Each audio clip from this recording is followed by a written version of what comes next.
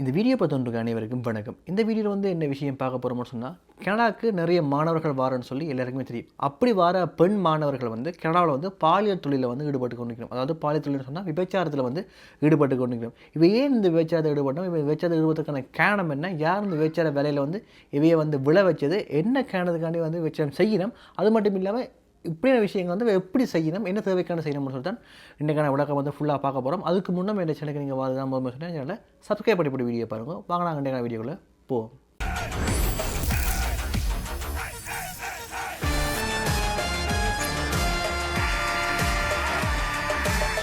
கனடாவுக்கு வந்து நிறைய இன்டர்நேஷனல் ஸ்டூடெண்ட்ஸ் வாரன்னு சொல்லி எல்லாருக்குமே தெரியும். ஸோ அப்படி வார மாணவர்கள் பெருந்தொகையான மாணவர்கள் வந்து எந்த நாட்டிலேருந்து வாரவேன்னு சொல்லி கேட்டிங்கன்னு சொன்னால் இந்தியாவில் தான் வாரவே. ஸோ இந்தியாவிலையும் குறிப்பாக இந்த வட இந்தியாவில் தான் வந்து நிறைய பேர் வந்து கனடாவுக்கு ஸ்டூடெண்ட் விசா மூலம் வாரவே. ஸோ கனடா இருக்கிற ஆக்கள் கேட்டிங்கன்னு சொல்லி நிறைய ஸ்டூடெண்ட்ஸை பார்த்தீங்கன்னு சொன்னால் எல்லாமே இந்தியன் பீப்புள் தான் வந்து இருப்பிடும். ஸோ அப்படி வார மாணவர்கள், அப்படி வார ஆண்கள் சரி பெண்கள் சரி இந்திய மாணவர்கள் வந்து ஒன்டாரியோ மாநிலத்தில் வந்து நிறையவே வரணும். அப்படியே ஒன்டாரியோ மாநிலத்திலையும் குறிப்பாக அந்த பிரம்டன் சொல்லி நகரம் இருக்குது. அந்த பிரம்டன் சொல்லி நகரத்தில் வந்து நிறைய மாணவர்கள் வந்து குடியிருக்க, நிறைய மாணவர்கள் புதுசாகவும் வாரவே. அது ஏன்னு சொல்லி கேட்டிங்கன்னு சொன்னால், அந்த பிரம்டனை பார்த்தீங்கன்னு சொன்னால், அந்த பிரம்டன் நகரம் எப்படி இருக்குன்னு சொல்லி பார்த்தீங்கன்னா ஃபுல்லாகவே ஒரு இந்தியன் கம்யூனிட்டி, இந்தியன் பீப்புளால் நிறைஞ்ச ஒரு மாகாணத்தான் வந்து அந்த பிரம்டன் நகரம் வந்து இருக்கும். ஸோ அப்படி புதுசாக வாராக்கள் அந்த நகரத்துக்கு வந்து என்ன சொன்னால், அங்கே இருக்கிறார்கள் எல்லாமே ஒரு தெரிஞ்சாக்களாக இருப்பினோம். அப்படின்னு சொன்னால் ஒரே மொழிக்காராக இருப்பினோம். ஸோ அங்கே வந்து எங்களுக்கு சோமாக இருக்குன்னு சொல்லி அங்கே வந்து தங்குறவை. அப்படி தங்குற பெண் மாணவர்கள் வந்து தங்களோட வாழ்க்கை செலவுகளை வந்து சமாளிக்க முடியாமல் இன்றைக்கு வந்து விபச்சாரத்தில் வந்து ஈடுபட்டு கொண்டிருக்கணும். இந்த விபச்சாரம்னு சொன்னால் அது எப்படியான விபச்சாரம், அது ஏன் அந்த விபச்சாரத்தை ஈடுபடணும்னு சொன்னால் எல்லாருக்குமே தெரியும். ஸ்டூடெண்ட்ஸாக வந்து நீங்கள் ஒரு நாட்டுக்கு வாரீங்கன்னு சொன்னால், நானுமே ஒரு ஸ்டூடெண்டாக நான் கனடாக்கு வந்தேன். ஸோ அப்படி ஸ்டூடெண்டாக நாட்டுக்கு வாரீங்கன்னு சொன்னால் நிறைய தேவைகள் வந்து உங்களுக்கு வந்து இருக்குது. முதலாவது பார்த்தீங்கன்னு சொன்னால் வாடகைக்கு வந்து உங்களுக்கு வந்து வீடு தேவை வரும்.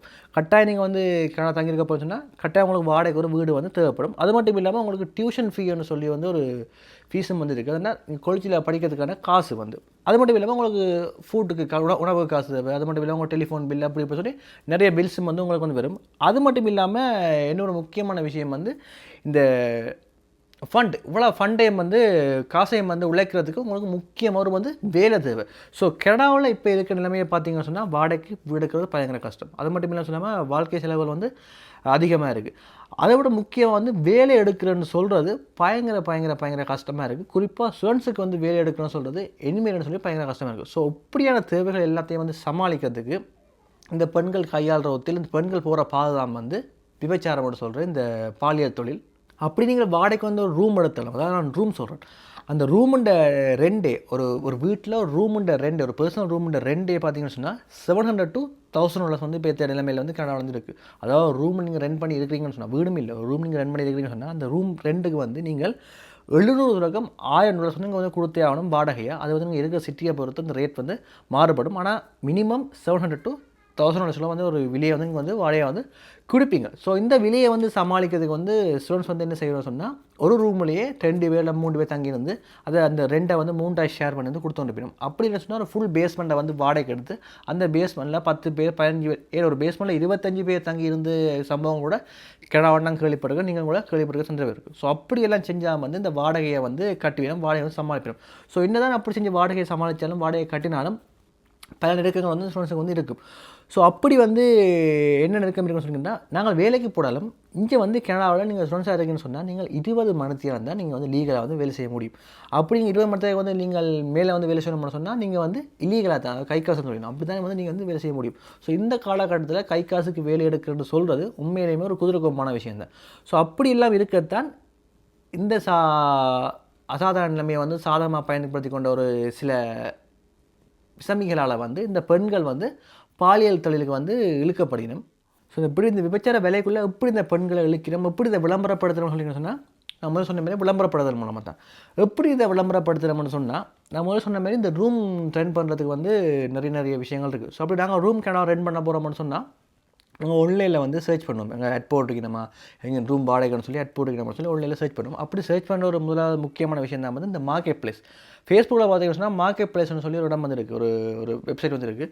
அதில் போய் பார்த்தோம்னு சொன்னால் நிறைய அட் போட்டிருக்கும். ஓகே, நாங்கள் ரூமுக்கு வந்து ரெண்ட் போட்டிருக்கு, ரூம் வந்து ரெண்டுக்கு போட்டிருக்கு, இவ்வளோ காசு வந்து இருக்குது, இவ்வளோ இந்த லொக்கேஷன் வந்து இருக்குன்னு சொல்லி அப்படியே அட் போட்டிருக்கும். அப்படி அட் மூலமாக தான் வந்து வந்து இந்த விபச்சாரத்தை வந்து விளம்பரப்படுத்தணும். எப்படின்னு சொன்னால், ஒரு அட்டை உங்களுக்கு போஸ்ட் பண்ணுற பாருங்கள், அந்த அட்டில் வந்து என்ன போட்டிருக்குன்னு சொல்லி ஒரு அட்டில் வந்து போட்டிருக்கு. எப்படின்னு சொன்னால், நீங்கள் வந்து ரூம் வந்து ரெண்டுக்கு பார்க்குறீங்களா, உங்களுக்கு வந்து ரெண்ட் வந்து ஃப்ரீ, அது மட்டும் இல்லாமல் அங்கே சாப்பாடு வந்து ஃப்ரீ, அந்த ரூமில் வந்து சாப்பாடு வந்து ஃப்ரீ. அது மட்டும் இல்லாமல் உங்களுக்கு ஷாப்பிங் வந்து $200 வந்து காசாக வந்து நான் வந்து உங்களுக்கு தருவோம். ஆனால் வந்து ஒரே ரூல்ஸ் வந்து நீங்கள் வந்து பெண்ணாக இருக்கணும். உங்களுக்கு ஒரே ரூல்ஸ் இருக்கும். என்ன ரூல்ஸ்னு சொன்னால், அந்த ரூம்லேயே வந்து ஒரு ஆண்கள் 4 ஆண்கள் வந்து இருக்கிறோம். அந்த ஆண்களுக்கு வந்து ஃப்ரெண்ட் வித் பெனிஃபிட்ஸாக வந்து நீங்கள் வந்து அந்த ஆண்களோட வந்து சமாளித்து போகணும். அதாவது ஃப்ரெண்ட் வித் பெனிஃபிட்ஸ்னு சொன்னால் இதை விட ஓப்பனாக நான் சொல்ல முடியாது. அவருக்கு ஃப்ரெண்டாக இருக்கணுமா, ஆனால் வந்து பெனிஃபிட்ஸாக இதை விட விளங்குறாக விளையங்களுக்கோ என்னென்னு சொல்லி. ஸோ அப்படியான ஒரு தேவைக்கு வந்து நீங்கள் பூர்த்தி செஞ்சீங்கன்னு சொன்னால் உங்களுக்கு வந்து வாடகையும் இல்லை, அது மட்டும் இல்லாமல் சாப்பாடும் ஃப்ரீ, அது மட்டும் இல்லாமல் உங்களுக்கு ஷாப்பிங் வந்து $200 வந்து காசாகவும் தரம். நீங்கள் வந்து ஃப்ரெண்ட் வித் பெனிஃபிட்ஸுக்கு வந்து ஓகே ஆயிருந்தீங்கன்னு சொன்னால். அது மட்டும் இல்லாமல் என்ன ரேட் போட்டுக்கணும் அப்படின்னு சொன்னால், நீங்கள் வந்து ஒரு ரூம் வந்து எடுக்கணுன்றீங்களா, நீங்கள் வந்து அப்படி இருந்தால் எங்களை கண்டெக்ட் பண்ணுவோம். உங்களுக்கு வந்து ரூம் ஃப்ரீ.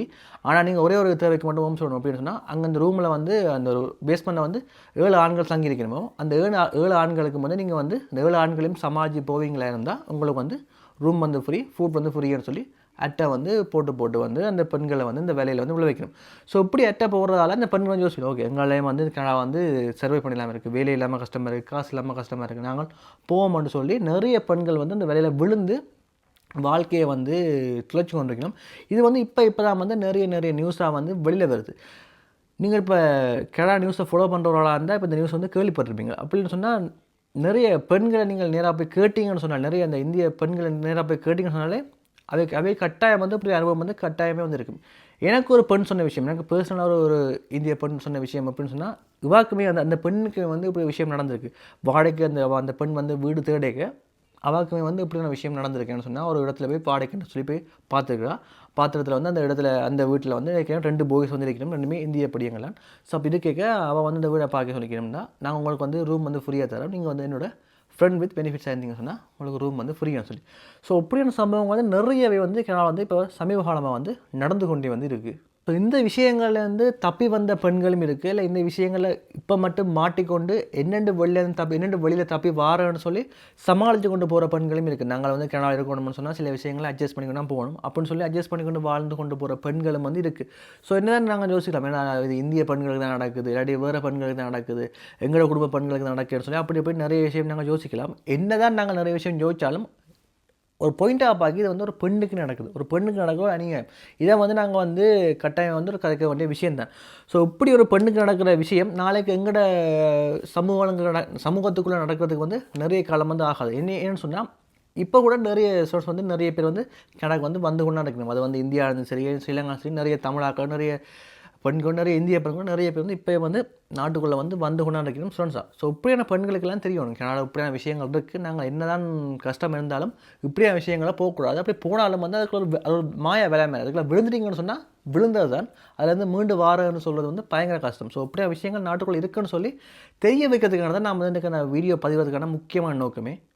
ஸோ நான் இந்த வீடியோ வந்து சொல்ல வர விஷயம் என்னென்னு சொன்னால், இந்த வீடியோ வந்து ஒரு மிக மிக முக்கியமான வீடியோ. என்னென்னு சொன்னால், கனடாக்கு யாரும் ஸ்டூடெண்ட்ஸாக வர போகிறீங்கன்னு சொன்னால் கட்டாயம் இப்படியா விஷயங்கள், அது ஆணாக இருக்கலாம் சரி, பெண்ணாக இருக்கலாம் சரி, அது வேறு விஷயம். ஆனால் இப்படியா விஷயங்கள் கனடாவில் நடக்குது என்று சொல்லி அறிஞ்சிட்டு வந்தீங்கன்னு சொன்னால் உங்களை நீங்களே வந்து ஒரு தற்காத்து கொள்றதுக்கு வந்து ஒரு உதவியாக வந்து இருக்கும்னு சொல்லி நான் வந்து நம்புகிறேன்.